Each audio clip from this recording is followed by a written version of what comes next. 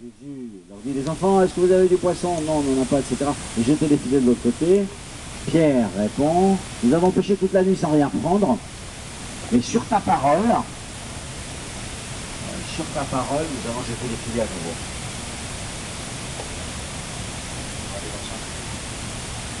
Alors, sur ta parole, c'est très intéressant, parce que c'est exactement le même mot que la Sainte Vierge a dit et qu'on a entendu hier à l'évangile de l'Annonciation.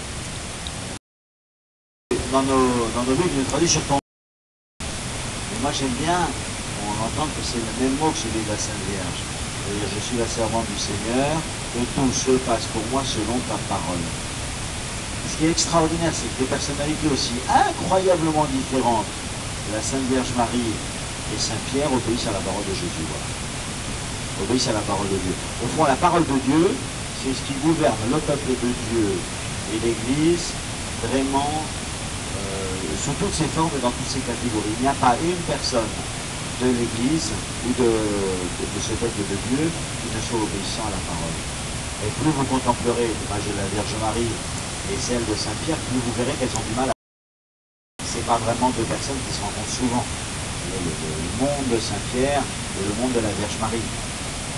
Et pourtant, on voit qu'elle dit, tout se passera pour moi selon ta parole. Et que lui dit, je n'y comprends rien, monsieur, vous n'êtes pas un pécheur de profession, et sur votre ordre, sur votre parole, sur ta parole, je vais jeter les filets. Ici, donc, nous nous trouvons dans un lieu vraiment béni, et comme je vous ai expliqué, c'est vraiment un tournant dans l'Évangile. C'est encore plus visible dans l'évangile de Saint-Marc. Si vous voulez aller regarder après en comparant dans l'évangile de Saint-Marc au chapitre 8, c'est extrêmement impressionnant. Et donc, ce tournant, c'est donc la grande profession de foi de Pierre, ici donc à Césarée de Philippe. Comme je vous le disais en présentant ce passage, on est là dans une très grande fête juive, et qui est la fête du Yom Kippour. Donc on est bien situé dans l'évangile, parce que 8 jours plus tard, ils vont monter sur la montagne, ce sera la fête des tentes, faut-il que nous dressions ici 3 tentes, une pour toi, une pour Moïse et une pour Élie. Et la fête du Yom Kippour, comme vous savez, c'est la fête du grand pardon. Et donc ici, je voudrais vous parler de votre grand pardon. Et vous dire, vous savez qu'avant d'arriver à Jérusalem, nous aurons la célébration pénitentielle à Bethléem, et je voudrais que votre confession, vous soyez déjà en train de la préparer. Le but du pèlerin, c'est d'arriver dans Jérusalem, la cité de la sainteté, la cité de votre baptême, d'arriver saint à Jérusalem.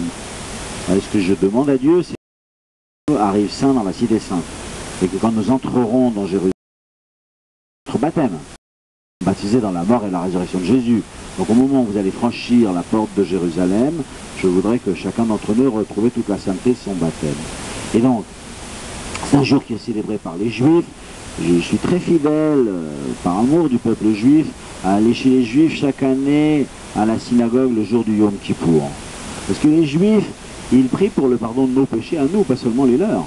Et je ne sais pas si vous priez aussi pour que les autres hommes, les Juifs et les musulmans et tous les autres, soient pardonnés par Dieu qui a toute miséricorde.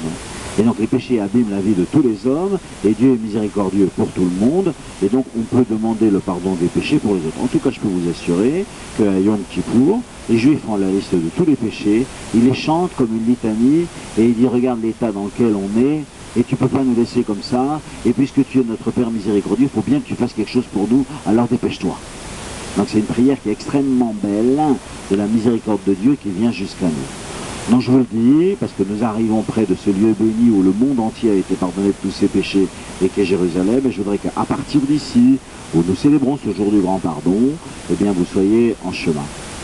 Dans le jour du grand pardon, la grande caractéristique, c'est que le grand prêtre, c'est la seule fois de l'année, rentre dans le Saint des Saints.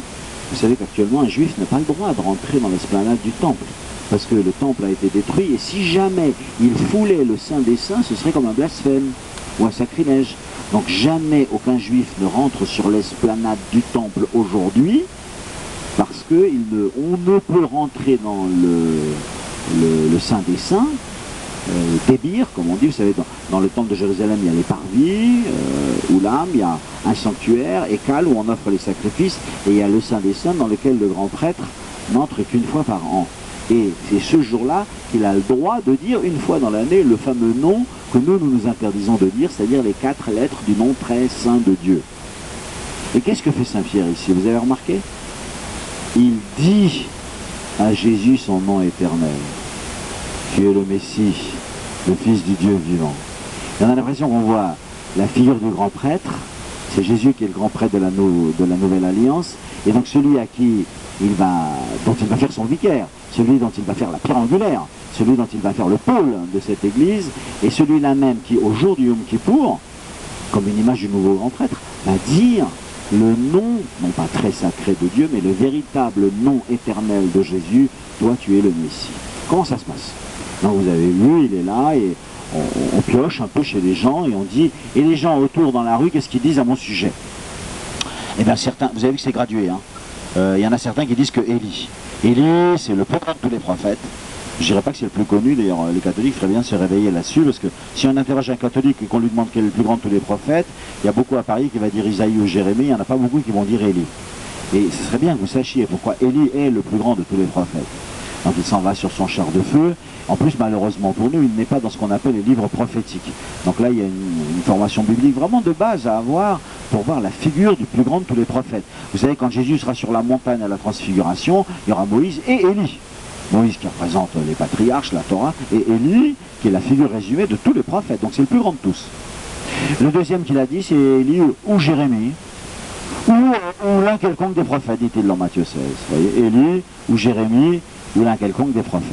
Donc pour les gens ont bien vu que tu étais quelqu'un de grand. Ils ont vu, et beaucoup d'entre eux disent que tu es un prophète. C'est un très gros point de combat chez les Juifs aujourd'hui. Parce que personne ne peut s'arroger le nom de prophète. Et aujourd'hui, si on interroge un Juif, il dit « Ah ben non, Jésus n'est pas un prophète ». Et pour nous, bien sûr, c'est un décalage difficile, parce que non seulement pour nous, Jésus est un prophète, mais il est un prophète, et il est beaucoup plus qu'un prophète, puisqu'il est le Messie et le Fils de Dieu. Donc là, c'est un des lieux du dialogue avec eux qui est assez difficile. Et ensuite, après avoir entendu cela, tout ce qui est rapporté, Jésus dit « Et vous, qu'est-ce que vous dites ?» N'allez pas imaginer que c'était moi qui vous interrogerais. Il dit « Damien, toi, qu'est-ce que tu penses de Jésus ?» Et un tel, « Qu'est-ce que vous pensez de Jésus ?» C'est pas ça. C'est pas qu'est-ce que vous pensez de Jésus. C'est quand vous êtes dehors et que vous parlez de moi, qu'est-ce que vous dites? Qu'est-ce que vous dites à mon sujet? Et ils ne sont pas interrogés tellement sur le fond de leur foi, mais ils sont interrogés sur ce qui est leur parole et leur témoignage à propos de Jésus. Alors là, on assiste à un événement qui est vraiment très intéressant du point de vue de la vie de l'Église. Ils sont donc là tous. Vous voyez, et vous, c'est au pluriel, quand vous parlez, qu'est-ce que vous dites? Et qu'est-ce qui répond? C'est Pierre. Ça, c'est quelque chose qu'il a contemplé longuement. Jésus interroge les apôtres, il interroge tous les apôtres, et il dit, et qu'est-ce qui répond? C'est Pierre qui répond. Je pense que c'est important de voir comment, quand Pierre parle, il dit ce qu'il a spontanément dans le cœur, il dit, et il parle le premier parce qu'il est très premier geste, monsieur. Et en même temps, c'est comme une figure de l'Église, c'est-à-dire quand il parle, c'est toute l'Église qui parle. Et il dit, tu es le Messie et le Fils du Dieu vivant. Dans l'évangile de Saint Marc, il est construit de façon mathématique, peut-être presque tous d'ailleurs, et ça c'est la phrase centrale de tout l'évangile. C'est le pivot, c'est le sommet de tout l'évangile de Saint Marc, quand Saint Pierre dit de Jésus qu'il est le Messie.